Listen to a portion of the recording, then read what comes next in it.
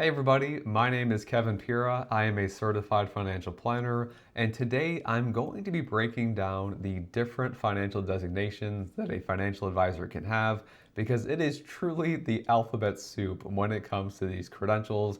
There's just so many out there, and a lot of them are just for marketing and fluff, while others are extremely rigorous. So let's go ahead, break these down in our tier list, and find out if they're truly worth having. Let's go. Okay, here we go. We're starting off with Certified Financial Fiduciary, the CFF, sometimes known as CF2. So this one, it sounds good, right? You got certified in there, you got fiduciary in there. And if you don't know, fiduciary means, hey, I'm legally required to put your interest ahead of my own.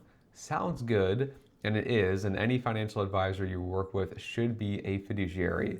The problem is it's become almost a marketing buzzword gimmick where sometimes you have people that really aren't acting as fiduciaries all the time, or their role is more on the insurance side and more on the sales side.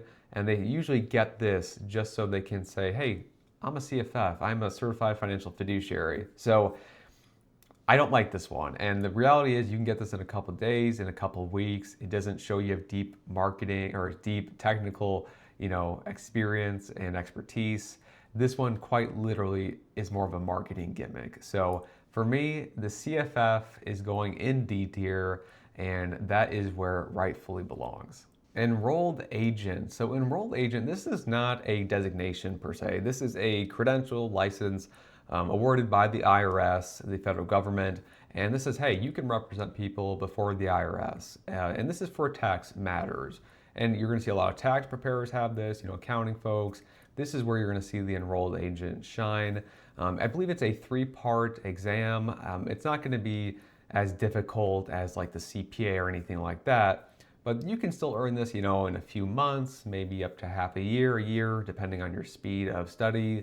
Again, this is a good license and credential to have though, especially if you're focused more on the tax side.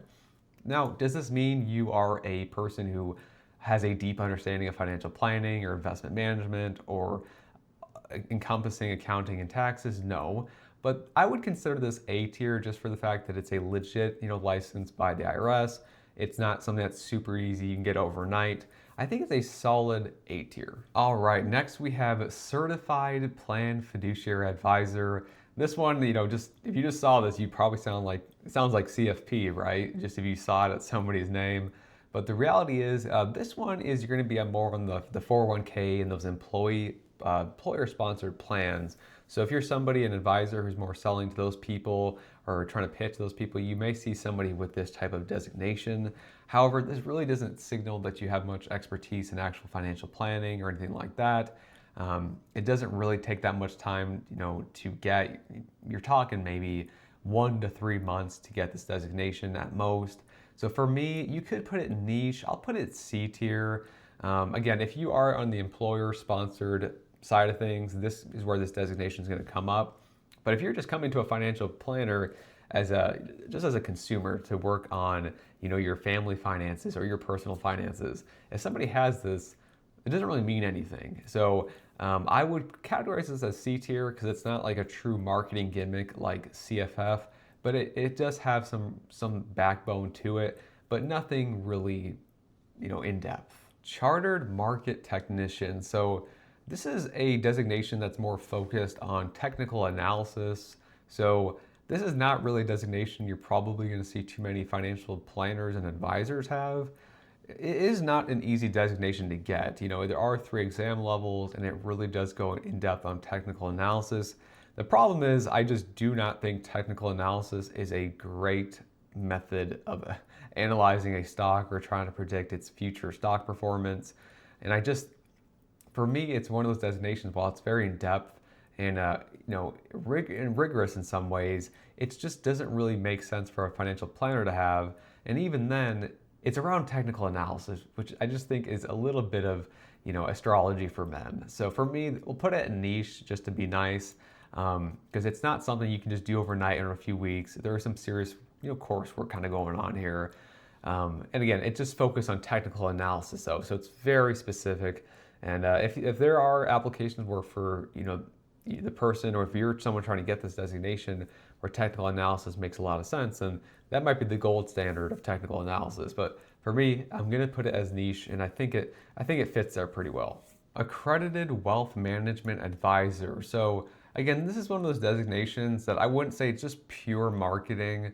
It doesn't take a ton of time to get this. You might see this more early, mid-level career advisors, but the reality is it's just not one of those designations that's going to be super well known or super well respected just for the fact that you can get it in a few months. It's fine if you want some letters after your name, or if you just want to be get some of the basics down and then move up to something, what I would consider a better designation.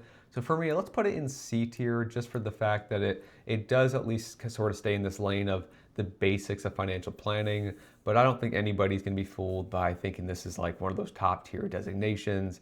It just isn't that hard to get. But again, I would say it's probably better than nothing, and at least puts you on a good path to one of the higher end designations. Accredited Asset Management Specialist. So again, this one for me is pretty similar to the Accredited Wealth Management Advisor. You're going to see this early on with early advisors, or maybe early mid-career. Maybe they aren't going for one of the big designations yet for whatever reason, and they just want something to get more on the fundamental side, or just put some letters after their name. Again, for me, the AWMA and then the AAMS, these are both a little bit more on the marketing side, but they're not as bad as like a certified financial fiduciary in my eyes. So for me, we're going to put this at C tier. Again, it just goes over some of those basics of asset management. It's nothing crazy. You can get this again in maybe 2 to 4 months. Maybe $1,000, $1,300 out of pocket total. But again, we don't know the pass rates on these type of things. It probably is like 90 to 100%. It's just a very early career type of move. And again, for me, for when I try to go for my designation, I want to go for kind of like the big game. I just want to go for what I consider to be the gold standard. But again, if you're just starting out and you want to, have something behind your name, this could be a credentials that's out there. But for clients and for the consumers out there, again, I think this is just more to look like you got some letters after your name. Chartered Financial Consultant. So this is almost kind of seen like as the CFP's little brother or something like that, because it's actually very similar coursework to the CFP, which is the Certified Financial Planner. However, the ChFC does not have a proctored exam. And that is worrisome for me, because the reality is you can learn some things, but the benefit of an exam is it forces you in a time crunch scenario to extract that knowledge out of your head, and you better know it, or else or else you're not going to pass the exam. So if this had an exam to it, like a proctored tough exam like the CFP, then I would probably put it like in A tier. But the fact that it doesn't, I'm going to put it in B tier.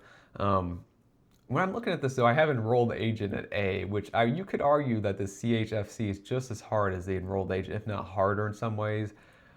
But there's not an exam. So again, let's put it B tier for now. Maybe we'll revisit this one. It's got to be somewhere between A and B. But let's stick with B tier. Again, this is a very solid credential, though. If you see an advisor with this, it's not something that's super easy to get. It's going to take quite a bit of time. Probably 1 to 2 years. And the biggest fault, though, is it doesn't have a proctored exam. So for me, let's give it the B tier, and maybe we'll revisit that one. Certified Public Accountant. This is just one of the most well-known, licenses, credentials out there when it comes to the financial space. And this is a financial credential license. This is not a designation. So this is going to be issued by a state government rather than like a private organization or something like that, or the federal government or the IRS. This is a state license, and it is extremely hard to get. And this shows true expertise in accounting, taxes, things of that nature. If you have a financial planner that has a CPA, that's a great thing, just for the fact that it shows they have an excellent, elite understanding of taxes, accounting, things in that sphere of financial planning. So if that's where you need some help with too, having somebody that has this credential is very, very crucial. I work with CPAs. I have a lot of friends that are CPAs, and this is just, there's a reason when things get really tricky on the tax side, you ask a CPA, because they really know their stuff. Rigorous, I think it's a 4-part exam. I think at least what is like 150 credit hours you have to have for this as well. Very tough credential to have. Easy S tier, and this is actually the first of three that we call the big three. So the CPA is going to be the first one of the big three. Can you guess what the other two are? They are down here on this list, but can you guess what they are? So CPA, easy S tier. Personal financial specialist. So this is an interesting one because you have to be a CPA to get this one. So this is more on the financial planning side of things. So you may see a financial planner that's a CPA, and then they also got the PFS as well. And again, this is a great add-on for the CPA. Just for, this chart, in this video's purposes, I'm going to put it on niche just for the fact that it is only for the CPA. But again, if you have a financial planner that's a CPA and a PFS, that is a very good sign and shows you that they really are leaning more into that, the side of the financial planning side of things, and not maybe just the accounting and the tax side of things as well. So again, an excellent add-on credential for the CPAs out there, but it is going to be in the niche category just for the fact that only CPAs can have it. But again, experience, education requirements, it is not a walk in the park either, and it is a great add-on for the CPAs. Certified Private Wealth Advisor. So this is going to be, as it sounds like, aimed towards those high net worth, those ultra high net worth clients out there, where basically this is going to learn the estate side of things, the taxes side of things, even a little bit of psychology for those type of clients. Because the reality is, ultra high net worth clients, their situations are usually quite complex. There's a lot of moving parts. So having a designation that specializes in that is pretty good to see. You could argue it's a niche, a niche thing to understand and have. For me, I'm going to put it in B tier. I don't think it's as well-rounded as the chartered financial consultant, but it's still not super easy to get. You're looking at probably 6 to 12 months for that one. And again, is it as encompassing as the chartered financial consultant? No. And is it as, crazy as or marketing as a certified financial fiduciary? No. It's somewhere in between. So we'll stick it in B tier, but I think you can make an argument for B tier or even niche for this one. But it's still a solid credential, no doubt, solid designation, no doubt. And it's not something you can just finish in a couple weeks or something silly like that.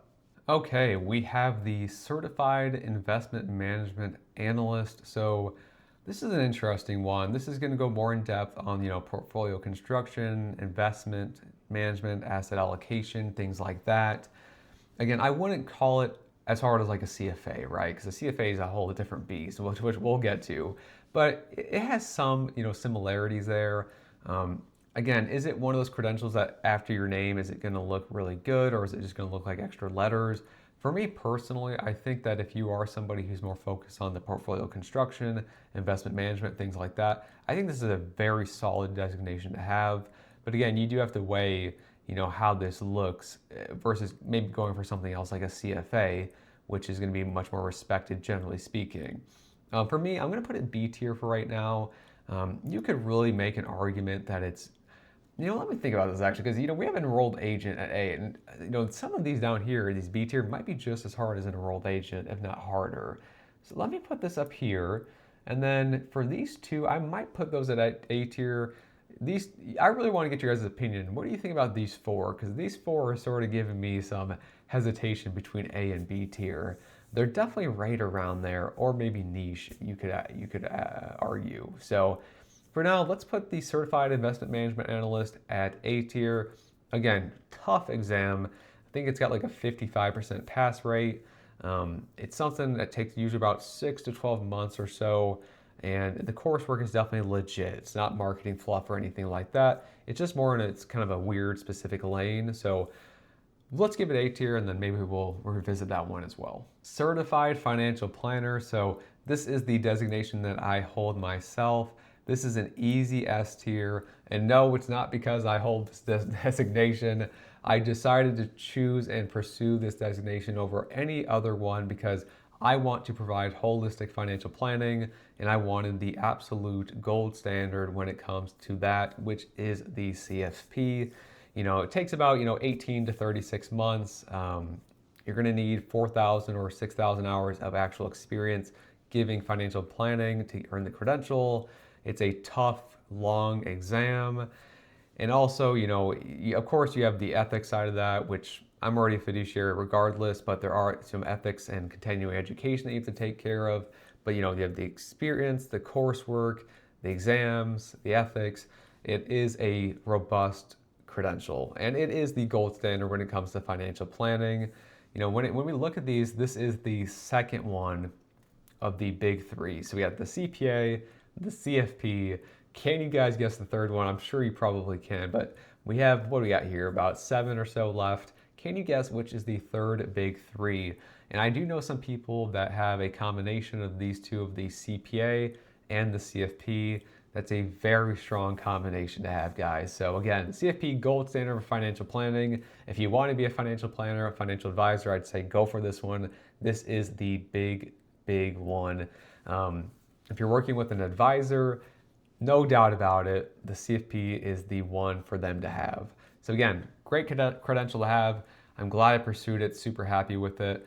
And yeah, it's the gold standard for a reason. Retirement Income Certified Professional. So this is one of those designations that is more of a niche. You can use this to sort of sharpen your tools, but again, it's more of a single lane. So we're talking, retirement income. So we're talking things like Social Security, decumulation, Medicare, integration, things like that.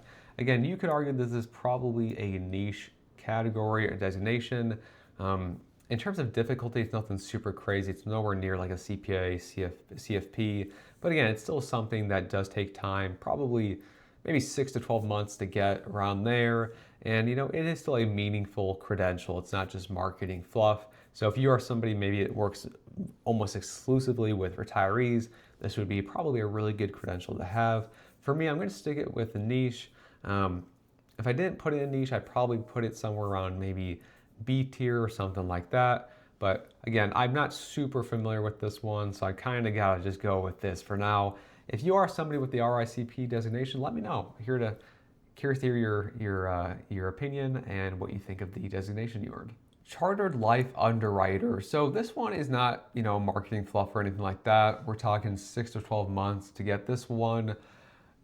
Again, this is a legitimate designation. The problem is you're going to see this by more life insurance forward advisors. So then you'd kind of wonder, is this person trying to sell me some insurance, or are they trying to give me good holistic financial planning on a fiduciary basis? So again, for the life insurance side of things, this is probably a really good designation. For holistic financial planning, I don't really think I could stick it anywhere near like S or A tier. For me, you could argue, again, this one is more on the niche because we're just talking life insurance. I'll stick it at B tier for now, just for the fact that it is a legitimate credential, and I'm not trying to put these all in niche tier, because you could argue all of these are niche in some way, right? So let's put it at B tier. But again, if you have an advisor that has this designation, you have to wonder, are they just selling you insurance, or are they giving you genuine holistic financial planning? Because there's a big difference between those two things. So legitimate designation, but just be careful about the insurance sales type of things that may be happening as well. Certified Divorce Financial Analyst. So this is an interesting one. You're going to see this, of course, people may be working, of course, it's divorce related. So things like quadros, which would be a qualified domestic relations order, a court order around, separating assets for divorce and other things. So again, this is definitely going to have to be niche just because it's so focused on the divorce side of things. Outside of that, it's not going to provide almost any use. So if you're working with a financial advisor that has this credential and you're going through divorce, that's awesome. If you're not going through divorce, I might possibly look elsewhere. It's just so niche that obviously that's where it belongs. If you wanted to give it an actual grade, it'd probably be somewhere between C and B. It's not going to be nearly as robust as like a chartered financial consultant in B or a certified private wealth advisor, but I wouldn't call it as like gimmicky as like a certified financial fiduciary. So probably somewhere between C and B if you wanted an actual letter grade, but it is so niche, so we'll put it down there. Accredited investment fiduciary. So again, this is one of those designations that sounds really good, accredited fiduciary. What could go wrong? The problem is this designation is kind of similar to the certified financial fiduciary, where it's just kind of using these buzzwords. It's easy to get. I'm not sure if it's as low as D tier. I'm thinking somewhere between C or D. I'm going to go with D, just for the fact that it is trying to play off buzzwords, and you can get this, guys, in like literally a couple of weeks, maybe a few weeks. Let's put it ahead of CFF though, because I don't think it's that easy to get. I think there's still some type of exam. Let's give it a D tier. Again, this is just one of those designations that if you see an advisor has, I probably would avoid them, just for the fact that it's letters after the name and it's more marketing than anything else. We got Chartered Retirement Planning Counselor. So this one's going to go in C tier for me, just for the fact that, it is just going to be a little bit deeper knowledge on the retirement side of things. Again, that can be a good thing, but really if I see a financial advisor with this, I think it's one of those designations where you just have more letters after your name when you don't need them. Again, for me, the gold standard has always been the CFP, and I'm not just saying that because I have it. That is why I got it. So I would always just feel like if people who don't want to work towards, one of the big three, they usually just go for one of these other ones. While they do have real niche, lanes, it's just not going to be as in-depth and as holistic as something else. So for me, let's give it a solid C tier. This one probably takes 1 to 3 months, I imagine, depending on the person. But again, it's going to be one of those things where it's focused just on going a little bit deeper on retirement planning, and that's about it. Chartered Financial Analyst, the CFA. No doubt this is going straight to S tier, and this will round out our top 3, or the big 3, the CFA, the CPA, and the CFP. So yeah, the CFA, it's tough. You're talking very in depth on the investment side of things, so portfolio management, construction, fixed income, derivatives, financial reporting, all of that good stuff, and it goes very in depth. You're talking 3 to 5 years, guys, of education, experience. The exams themselves are tough, guys. These are 3 levels of exams. I think the pass rate's around 50% on each of those exams. So these are not easy exams. These are tough exams. You could argue the CFA is probably the toughest designation to get out there in this space. So again, very prestigious, great designation. Now that doesn't necessarily mean someone who's a CFA is, knows about holistic financial planning, but you can bet that they understand investment management and that whole side of things very well. And if you see a CFA with a CFP designation, which I do know some people that have both of those, that is very, very good to see, and truly elite knowledge and experience, education, and ethics. So again, CFA, easy S tier. And for me, actually, when I first came out of high school, I wanted to get the CFA. I wanted to start learning how to get the CFA. My career sort of transitioned more into wealth management, financial planning, so the CFP made more sense for me. But again, you can work for a wealth management company and be a CFA.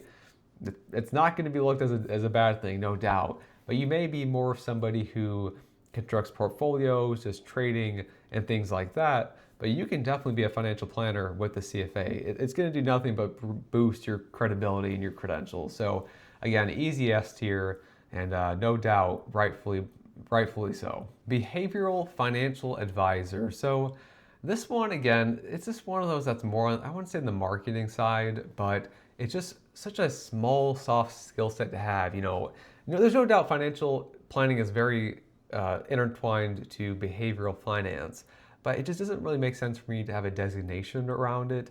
And for me, this one, I wouldn't say it's as bad as like an AIF or a CFF in my eyes, but for me, I probably would put it around C tier, just for the fact that it's such an easy designation to get.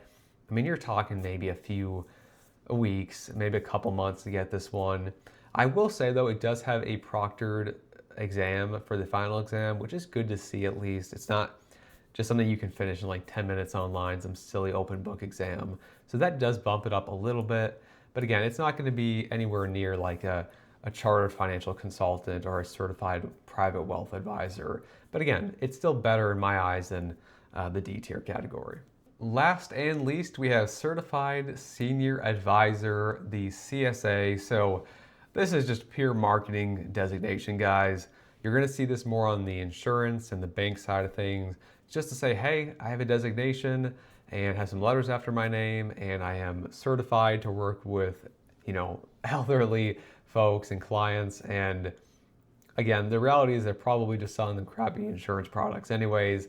So again, this is just one of those things they've concocted just to sort of trick people in my eyes. So easy D tier, and it definitely belongs there. Probably one of the worst designations out there in my eyes. So you can probably finish this in a couple weeks, couple days really if you need to.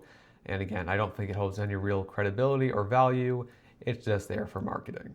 All right, guys, thank you so much for watching. I'm going to take one last good look at my list here. Some of these you could argue could be a niche or could be an A tier, like the Chartered Financial Consultant. The Chartered Financial Consultant would be A tier if it had an exam. Again, the coursework is actually very similar to the CFP, so you could bump that up to A tier because, it is pretty, holistic when it comes to the financial planning coursework. Some of these other ones, let's bump this up to A. I think that is an A tier, I think. Yeah, we'll call that A tier. And then looking at some of these other ones, I think they're all pretty accurate. You could argue some of them are niche or could be moved around, but at the end of the day, we're making a tier list off designations. It's a silly idea anyway. So let me know your guys' opinions in the comments below. I'm sure there's gonna be plenty of them. But again, thank you so much for watching. This was fun to make, and I will have some more tier lists coming soon. Catch you in the next video.